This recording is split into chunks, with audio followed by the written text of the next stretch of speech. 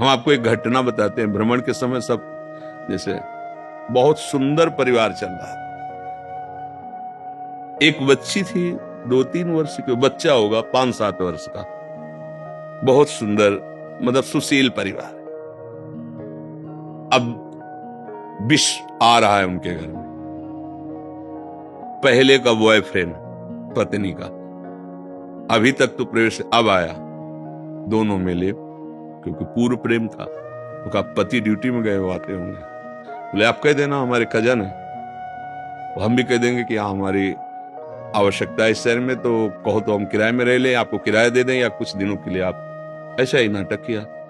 वो सीधा आदमी, जब पत्नी कह रही कि हमारे परिवार के हैं, हमारे भाई लगते हैं, बच्चे उनको मामा कह रहे हैं, वो झुक के पैर छुरा के आप हमारे बानोई हो। लगता है यार कि क्या है, अगर महीना 15 दिन के बाद से आप रह लीजिए, किसी कार्य का वो बहाना बना के, ठीक है। वो अर्थ ऐसा का मतलब था, एक नौकर रखता था भोजन बनाने के लिए, पत्नी को असुविधा न हो इसलिए भोजन सब। पत्नी ने हल्का जहर, उससे कहा तुम किसी काम में उसको लगा दो, हल्का जहर भोजन में डाला, तो बच्चे बेहोश हो गए और वो बनाने वाला बूढ़ा बेहोश हो गया, और वो ड्यूटी जाता था। दोनों बच्चों को उठाया और थोड़ा ऊंचा एक पर्वत जैसा था, उससे जाके पटक दिया, दोनों बच्चे मर गए। इसके बाद लौट के आई, रिपोर्ट लिखाई कि मेरे बच्चे को ये जो मेरा काम करने वाला आदमी है ये गायब कर दिया। अब उसको जब चेतना दिलाई गई तो उसका कहा बच्चे कहाँ हैं, बहुत पिटाई। अब तो उसने कहा साहब मुझे ये पता नहीं कि बच्चे कहाँ गए, पर ये पता है कि आज मुझे भोजन बनाने की सेवा जो थी वो नहीं दी गई और भोजन पवाया गया, इसके बाद मुझे कुछ पता। तब उनके दिमाग में ये बात दौड़ी कि कुछ तो गड़बड़ है। तो उन्होंने कहा कि हम तुम्हें तब तक नहीं छोड़ेंगे, नौकर से कहा, जब तक हमें पक्का तुम्हारी सफाई की बात नहीं।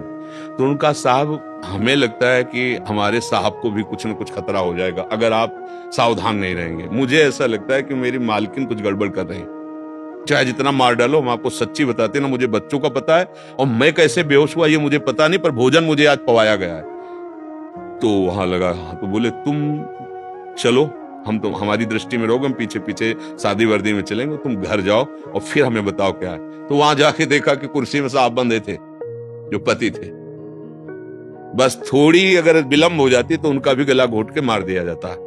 वो केवल इस बात से रो रहा था कि हमने तुम्हारे साथ क्या गलती की, तुम्हें बराबर प्यार दिया, सब सेवाएं दी, और आप हमारे साथ बचपन से गलत संस्कार है, अपनी ममता का गला घोट दिया एक वासना की पूर्ति के लिए। चाहे पति हो भाई, चाहे पत्नी हो, ये जो हम चिल्लाते रहते हैं कि ये गर्ल फ्रेंड हो, बॉय फ्रेंड हो, ये कौन सा रिलेशन, ये जो चले ना नए सभी पद्धतियां तुम्हारा सर्वनाश कर देंगी।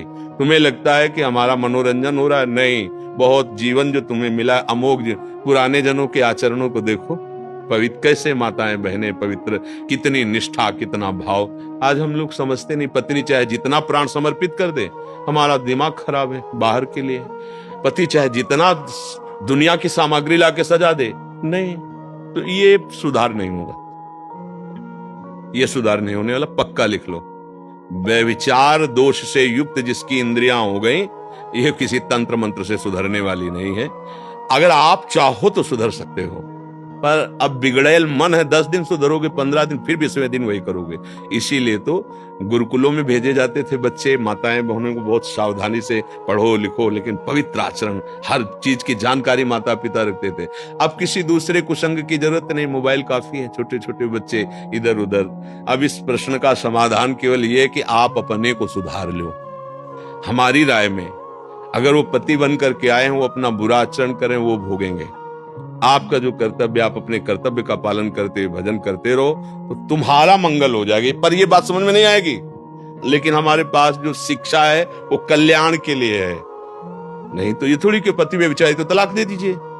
हमारा तो जो सिद्धांत है कि धैर्य पूर्वक चलो, अपनी इंद्रियों पर शासन करो, अपने संबंधियों का भी मंगल हो, भगवान से प्रार्थना करो कि भगवान हमारे पति की बुद्धि शुद्ध कर दो। कई बार हम कहा है कि हमें शराबी से नफरत नहीं करना, शराब छुड़वा दो, वो बढ़िया आदमी हो जाएगा।